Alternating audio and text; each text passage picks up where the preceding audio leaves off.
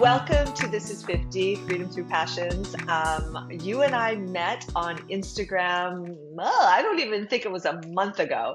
And as I was poking around, finding people to be on my podcast, you showed up and I looked at your profile and I was like, okay, there's something interesting going on with this woman. So I reached out to you and you agreed to be on my podcast. Lo and behold, this is the very first podcast you've ever done. So I feel even better and more special about that. So thank you for joining me and thank you for having the courage to show up and tell your story. And that is really what we're going to do today. We're just going to share your story, share your journey of being a midlife woman who has gone through all the events that a lot of women in our age group have gone through and what you're doing to manage that journey, which is not a straight line, as we all know. It's a circular, it's a crazy squiggly line. But so before we get started, before we get into your story, give us a little bit of a background. Who are you? Where do you live? You live in a pretty fabulous place. So give us a little bit of a backstory on yourself. Yeah, okay. I'm Silla. I am born and raised in Iceland, Reykjavik. So I moved to Sweden 25 years ago. So I've been living in Sweden for 25 years now. It seems crazy because I don't feel, the time flies, as you say. Exactly. I have three children in the age 18 to 28. So I'm half empty nester. I only have one at home at the moment. So one of my middle child, he's in the army, so he's home sometimes, but so that's a change in midlife. I got divorced 10 years ago, and when I left that marriage, my self-esteem was underground. Can I say that was not that marriage was not good for my self-esteem. So a few years after that, I started to I wanted to, how do you say, raise my self-esteem, because I felt like I'm not.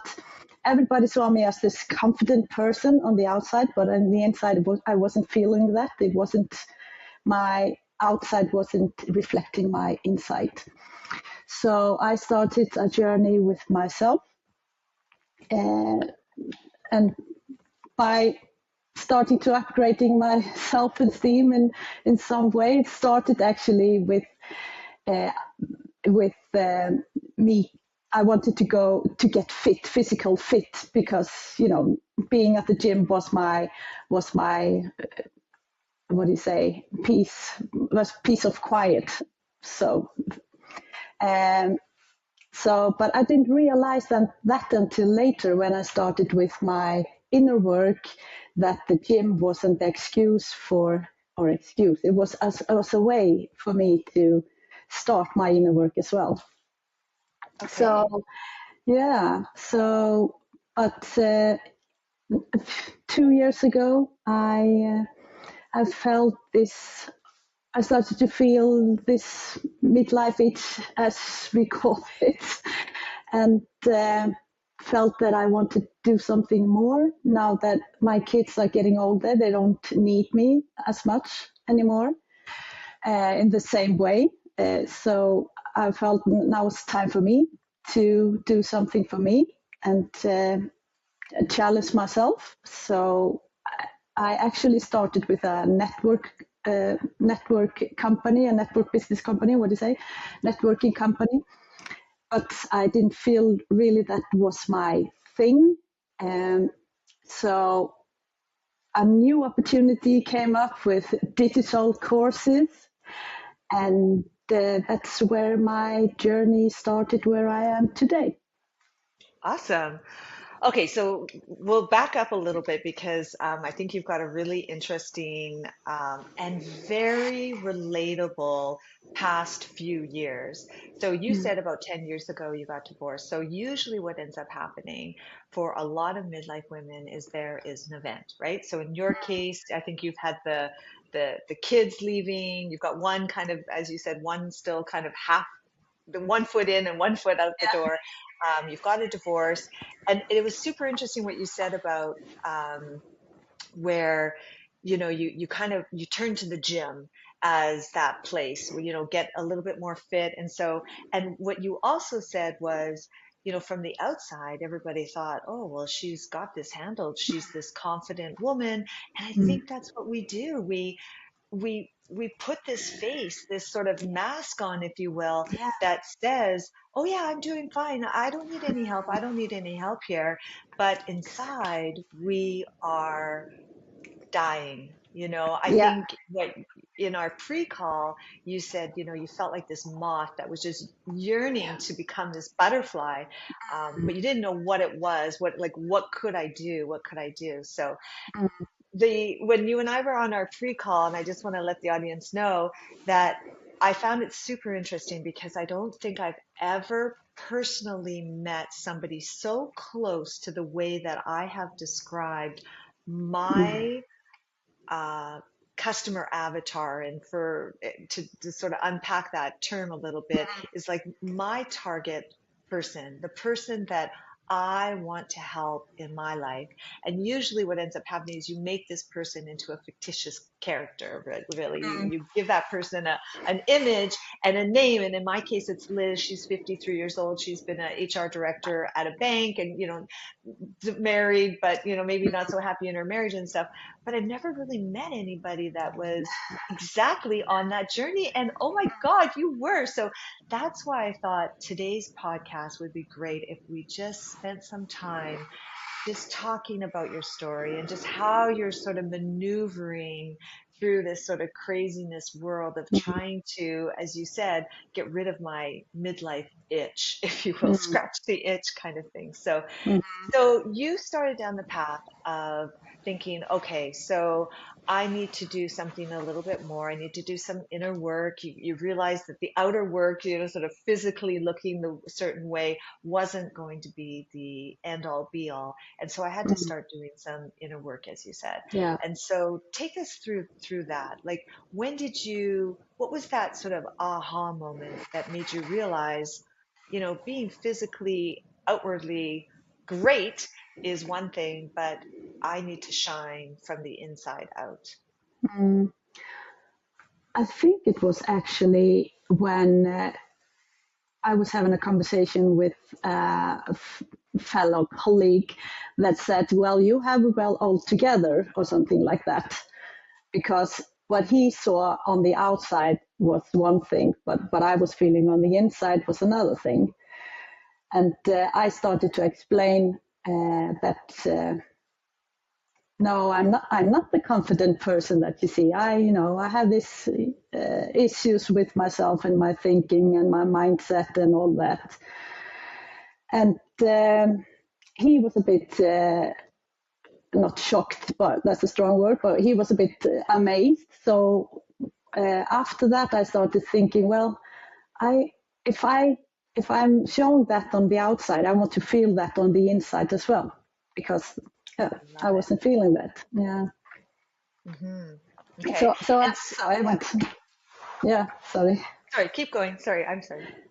No. So I started to you know go into reading books about mindset and all that. What we start with to listening to podcasts and motivational things, and then I started to go deeper. And now I'm actually starting to become a life coach because I want to help others as well. So yeah, I think if to answer your question about the aha moment, that was probably the aha moment for me. Okay. So you had this situation again where you were trying to like express how you were feeling, and often we do it, but we're always like kind of shut down sometimes on that when we're trying to express ourselves. But so yeah, so it was your aha was, what are you talking about? You're Mm. great. Like, and so I love what you said about, I wanted to feel as good as people thought I looked on the outside. as I did on the inside. And I think Yeah. that's the first place people start is to go into the podcasting, to go into, reading the books and the audibles and all that. What would you say then made you think, well, if I'm going through this, then other people will go through, are obviously going through this, and I could probably share my journey. Like, what made you think that you could do something like that? To be honest, it was actually my business coach that I have, and we were talking, and she asked me, well, why don't you share your story or start to talk about it? And it developed into the way that I was like, yeah, that's exactly what I want to do. I want to help others to well, not do my journey, but help them to go from the, what do you call it, a myth to a butterfly, like I'm feeling at the Yeah. moment. Yeah. Exactly, exactly. And I think that's what ends up happening.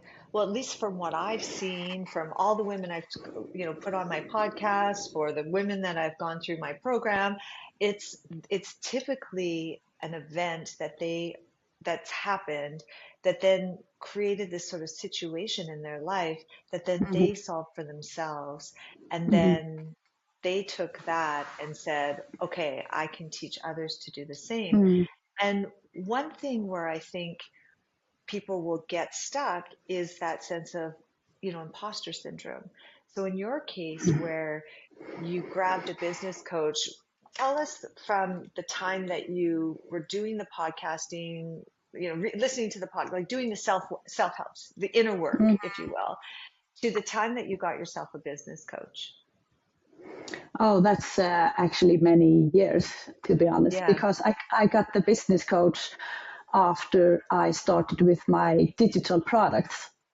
Okay. So, uh, and then when I shared my story with her, and we started to discuss, and we came to the conclusion that I came to the conclusion. She helped me, but I came Yeah. to the conclusion that I wanted to help midlife women to be the butterfly, or get the results in their life that they want. Uh, I'm, I was. It's a few years, maybe 2-3 years. Yeah. So yeah. How did you, so you went from this sort of marketing online, not online marketing, pardon me, multi-level marketing, right? So you joined a company that that is kind of like a membership, if you will. It's like I've heard it like called multi-level marketing. I've heard it called, social networking, social network marketing. Um, I've heard it called pyramids. I've heard it called everything. And Mm-hmm. I think that is a place where a lot of women start is they think, okay, I'm going to go and sell this makeup line or this health food line or cleaning product line. Mm-hmm. Uh, what part of that did you realize wasn't for you? Uh, I think it was my I, that I wanted to do something else. I wanted to do something for myself, or that I could both, what do you say, develop on my own, and do my own thing and help people in the way that I wanted to help people, not in the way that that business wanted us to help other people. So I realized that, well, I, I wanted to do it in my way. So, Exactly. And to me, as you're saying that, it makes me feel like that same feeling of having a 9 to 5, but it just happens to be a little more flexible. You can kind of do it from a coffee shop. You don't have to show up, into a physical space kind of thing. But there is this mhm, sort of pressure and numbers and things that you have to achieve that, mhm, to your point, you weren't really feeling like it was a very purposeful part of you, right? And I think as we get more into midlife, that's what we're really looking for. Sure, we still need to make some, some money and, but at the end of the day, I want to wake up finally after, hustling for the past 50 Mm. years, to something that I want to jump out of bed for. And you know, quite honestly, I wish we would have had that advice when we were in our teenage years. Could you imagine if your mom would have said to you, "Hey, you Mm. know what? Whatever you do when you get older, make sure it's because you want to jump out of bed every day and do Mm. it." No, that was never brought up. That wasn't even in the cards at that. That wasn't even a way of thinking. No. And so it's nice to hear. So, okay, so you start down this path of um, healing, I guess, this internal work that Mm. you've done. And then you got into the multi-level marketing, decided that wasn't for you. So then you decided to get into actually selling digital products, more from an affiliate perspective, or tell us a little bit about that. Like, how did you even know about that? Well, it was because I felt like I wanted to do something for my own. I wanted to, but I didn't know how to do it. And then this course came up. It's not so viral in Sweden, but it was quite, and still is quite viral in the US. Uh, and I felt, well, okay, this course could help me to start, doing all the sales funnels and all the technical things you need to know to start selling online. And then I bought that course, and um, that course was with master results rights, so I could start selling that course Okay. as well as I was learning the skills. So Okay. yeah, and now I'm actually doing my own course, and yeah, and I'm recording my first online course now. So it's taken Exactly. me, yeah, It's taken you it's how taken long? me from, it's this from having this feeling I wanted to do something um, on my own and developing online courses to help others, but and then well, I can say that I didn't quite know about this midlife path until after I bought the course. I just wanted to know that I wanted to learn the skills to be able to help someone, helps other midlife life women to, or other people to have passive income. But I didn't know I was on the midlife. I didn't know that would lead me to the midlife uh, path, if you say so. Exactly. And Uh, and the topic of your program. So you started down the path of online, like how to do an online course, because yeah. I mean, in this day and age, it is all of the rage, right? And I think that from what I hear, there's some stats out there, like it's $1 billion, like Mm, $50 billion business or something like that. It's like crazy. I throw numbers out it's that I don't crazy. really, not really sure about. But I mean, it feels like everybody is starting an online program and it's, starting a podcast or whatever the case may be. But so that was a few years ago. You took this program to teach you the skills to Yeah. know how to sell an online program or to create and sell an online program. And so It you was go actually, through, sorry, it was actually just uh, 8 months, 9 months ago. So not okay, oh, even, okay, so okay, yeah. okay. Sorry, I thought it was a few years ago. Okay, even Yeah. better. So okay, so then you're done the course and you say to yourself, okay, now I'm going to sell something. I want to create my own. You're drawing from your experiences. So tell us a little bit about your program. I know that just from following you on Instagram that, you're on your third module. I don't know how many modules it's going to be, but how did you like sort of get started? Like, and like, how did you come up with the idea? How did you validate the idea? How do you know anybody's going to want to buy it and or be part of it? And then a little bit about just the mindset that you go through while you're trying to create something like that. Mm, well,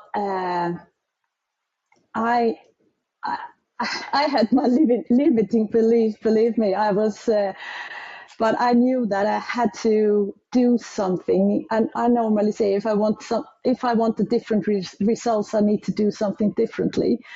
And Exactly. that's yeah. And so I thought, well, if I want to do this, if I want to have my own online course, I need to start developing it, and then just throw myself out there. And I got into Facebook groups and starting to, connect with women on Facebook groups and inviting them to my Facebook group. And that's how I started to talk about this course. And now I'm actually doing a, what do you say, beta version of it. Yeah, So beta or pilot. Yeah. yeah, so I have few women in the course, and um, they will then give me feedback on what they think was good and what should I change or develop and so on, and then I will make my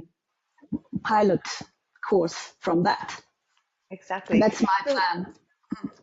okay, so what's the subject? Tell, like, how did you come up with, like, this is the course, this is like, how did you sort of bound the scope to a particular thing? Well, I call it Discover Your Midlife Magic. That's the Okay, name of the I love course. it. Discover Yeah, your midlife, discover your magic, midlife magic. Okay, magic. love it. Yeah, and it's 4 modules. It's about self-esteem, self-confidence, your how you boost that, and we go into mindset, of course, how you can switch your mindset so you can think more positive about negative situations, for example. And we talk about limiting beliefs. We talk about self-love and boundaries. Very much about boundaries. That's my module 3, and then I will go into goals, setting goals, and how to sustain this in a way. So because it's. Even if I call it a midlife discovery or midlife magic, it's not a magic. You have to do the work, Right. actually. Yeah, I've decided that I want this, and it magically appears. And we all know Yeah, that, yes, you have to do the mm, actual work for sure. yeah, So yeah. tell me, so you recruited some, I guess, founder launch type people, Mm, women, and so you're building the program as you go through with these women, correct? yeah, yeah. Yes. So yeah, I drop one module each week, and then we go through that module. In the middle of the week, they get some worksheets, and we go through the module, and then each Monday I drop a new module. So yeah. Okay. Okay. And so next week will be your final module, and then you will do what with that? I will take the feedback, and I will make sure that I develop the course, and of course I will put it out to everybody that wants to join. Exactly. And so how do you sort of, again, like that whole imposter syndrome, how do you stay, even though, like, okay, so it's 4 modules, you're taking these women through, they're obviously giving you feedback, maybe someday somebody doesn't show up, and so you all of a sudden get into that, oh my God, nobody likes it, they hate it, and so now this is a failure. I mean, I've seen it a million times happen, a million times. It even happens to myself. And so, and then, then you kind of start running out of steam yourself, because maybe they're not as enthusiastic about it as you want it to be, even though they are getting some value out of it. So how do you stay straight in your mind about that? Uh, It's a, what do you say? It's a day task. I have to remind myself every day that I promised myself that I will do this. I will. This is if they don't get a value out of it, or they will get a value out of it. I know it. But if they, like you say, they don't show up and they don't, I don't get that feedback as I hoped for. But I promised myself that I will do this, and I will do this because I'm learning so much as well about Right. myself and about my imposter syndrome, my thoughts, and my limiting beliefs. So everything I go through, just doing the course, I will be able to take with me and help others when they are on the same journey. I love it. And so another thing I want to ask you is, so while you're going through the program and you're taking them through the program, you're not just like, oh, sitting there, this is what I planned out. The reason why you didn't do the course all up front versus doing it weekly, because you're creating content for the each week, right? So Yeah, yeah. maybe give a little bit of sort of the rationale behind doing something like that versus doing everything first and then sort of ripping the sheets off and letting everybody see this beautiful program. Mm. The thought behind that is was exactly that I wanted to develop develop the course together with them because I wanted to see, I wanted to take their questions when we go, because we go live once a week and talk through the previous model. So I wanted to take their questions and make sure that I in some way cover that maybe in the next module, or if they wanted to, if they want to know something specifically about yes, something that I would try to cover that in some way in the module. So that's why I thought this way would work for me doing my first Yeah. course. And I think that is the way that I personally would recommend anybody doing it. You know, Mm-hmm. when we spend a lot of time building something and then we launch it, and then what we realize is, well, that's not really what they wanted in the first Mm-hmm. place. So, listening to your students, listening to your audience, listening to the people that you're trying to serve, and what is it that they really need? I mean, we can do a lot of research and I guess designing of that person that you're going to serve, but the real golden pieces are when you can actually take them through something and then be agile enough to adapt to what they need. And Mm-hmm. I'll say that even from my perspective, I launched my first program a few years ago and I took 16 women through it, of which, six finished, and so that's another thing I think we have to, you can't worry about that people don't want to show up. Mm-hmm. It's not you, it's them. And I think the stat out there right now is that 30% of the people that buy your program will finish your program, and that's it's a fact. And so how do you get it so that it's much, that number might be a little bit better for yourself?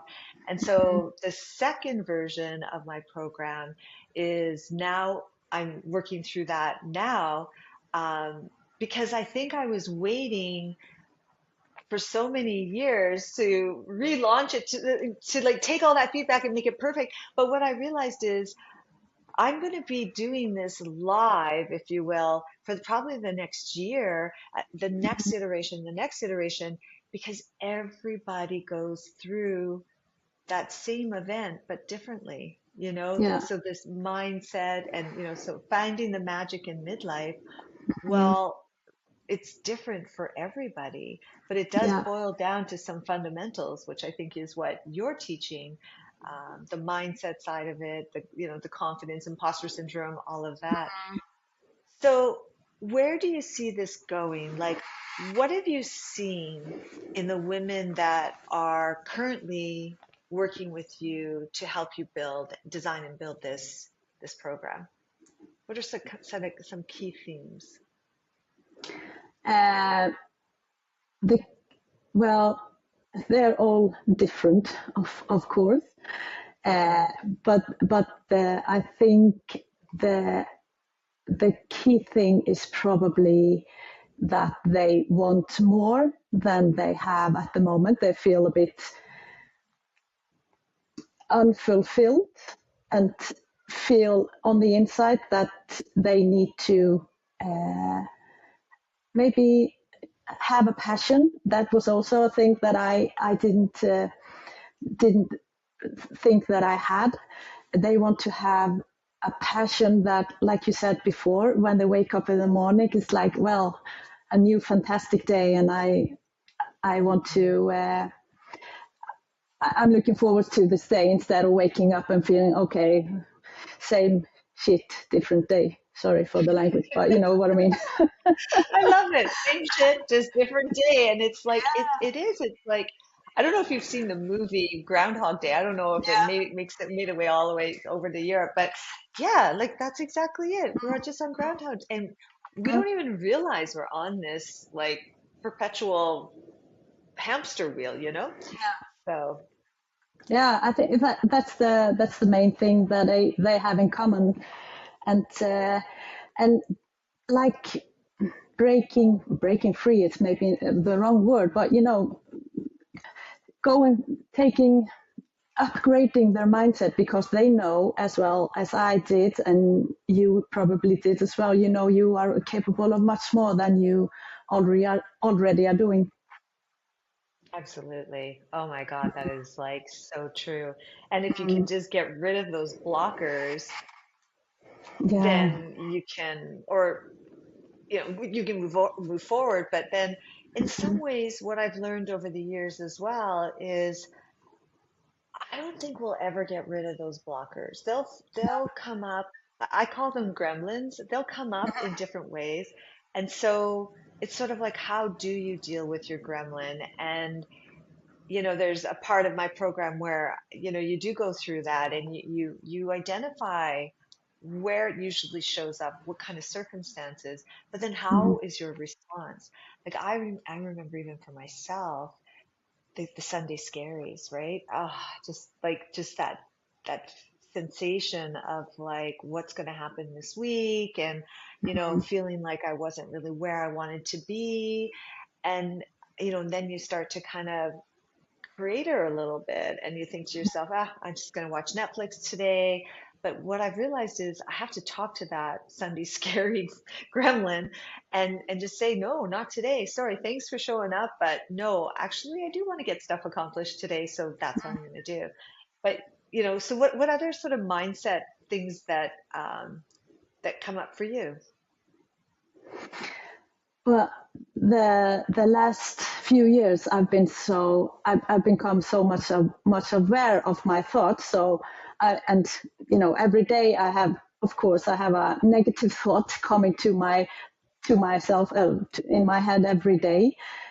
But now I am so much more aware of that thought, and I know how to deal with it in a way. I talk to myself. It maybe sounds ridiculous, but I No? I talk to myself in the mirror. I have a I have alarm on my mobile that I say give yourself a high five. So I give myself a high five every day, Okay, I love it. I love it. just to remind me, you know, uh, and yeah, positive self-talk and being aware of the negative thoughts when they come and trying to what do you say, take care of them in my way, shifting the thoughts, shifting the thinking. Exactly, But exactly. So when is this Finding Your Midlife Magic going to be ready for uh, expansion? yeah, in last of April, beginning of May is my goal at the moment. It depends on. Well, I have all the modules recorded as I'm doing it week by week, so they will all Right. be ready. Maybe I need to adjust something, but so hopefully in the end of April. I will be launching Okay. it. Okay. Mm. And so what is your launch strategy? I'm Mm. curious.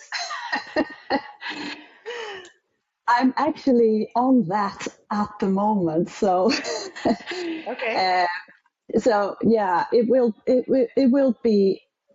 I'm I think I'm going to do a masterclass, but it's not quite in my. I haven't, I'm going through all these thoughts at the moment. So I'm probably going to do a masterclass. Saying that now is probably gonna. It's probably because then I need to do it because I'm saying it now. But it's Yeah. that's a part of my strategy, and my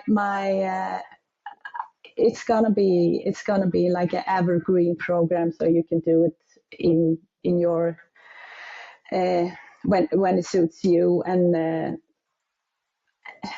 I will probably also have like a group, so a Facebook group that you can join and we can discuss and go live once a week or every second week. And so every second week. I haven't.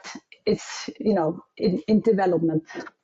Exactly. I needed to do this. I needed to do this beta version first to see if Exactly. Exactly. So I guess like if I summarized your approach for everybody that's listening, when you first sort of get thinking about offering something to others, serving somebody or people uh, around something that you're passionate about, you would first take a closer look at what is it and try to really niche down to that one thing.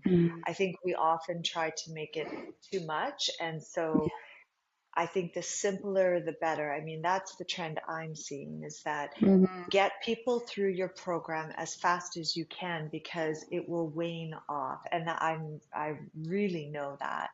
Yeah. And I see that in my program, just keeping that momentum. It's got to be, fast. They've got to see quick wins and they've got to see progress.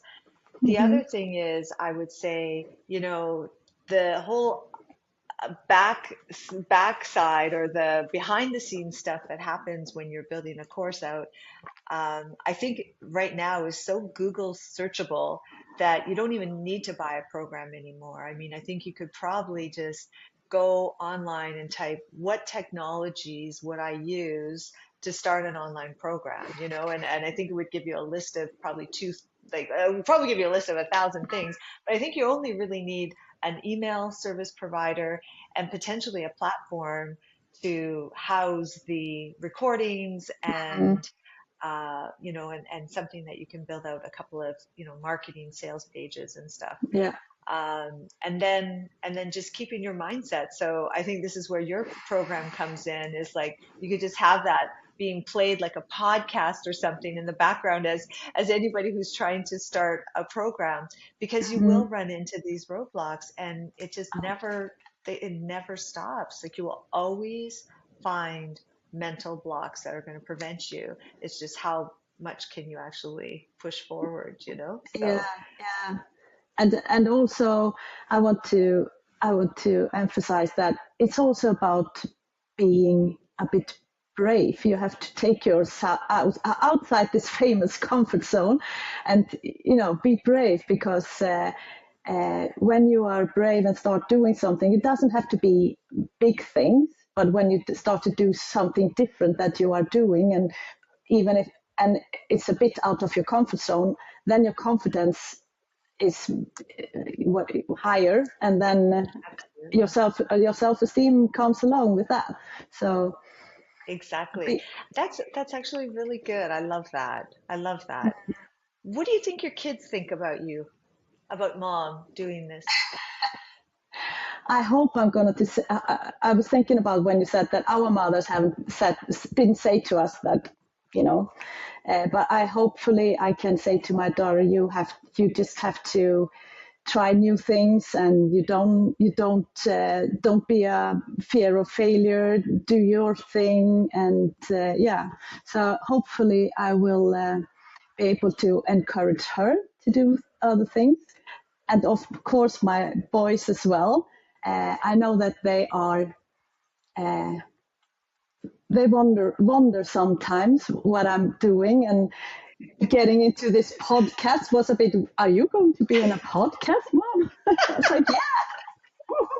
Look out. Move over. Exactly. Mom is coming through. Exactly. Well, that's So amazing because yeah, and I think, they think like, they're thinking YouTube and, they're like, and this will be on YouTube. So that's great. And what you could do is just yeah, send them the link and just go, look at this. Like yeah. your mom's on a podcast. So that's awesome. So, Silla, thank you so much for joining me today and having the courage and being brave to step up. First time on a podcast. So, I hope it's one of many in the future. And Thank good luck you. with your program. I'm going to say that by the time this podcast launches, it's probably going to be a perfect promotional opportunity because you'll be launching your program. You'll be launching this masterclass that you just committed yourself to on this podcast. So, yeah, and I really look forward to watching your journey. And as I had mentioned, I have been watching it on Instagram. Where will people find you? Give me the Instagram handle and we'll post it as a link, but we can also say it now. So, Okay.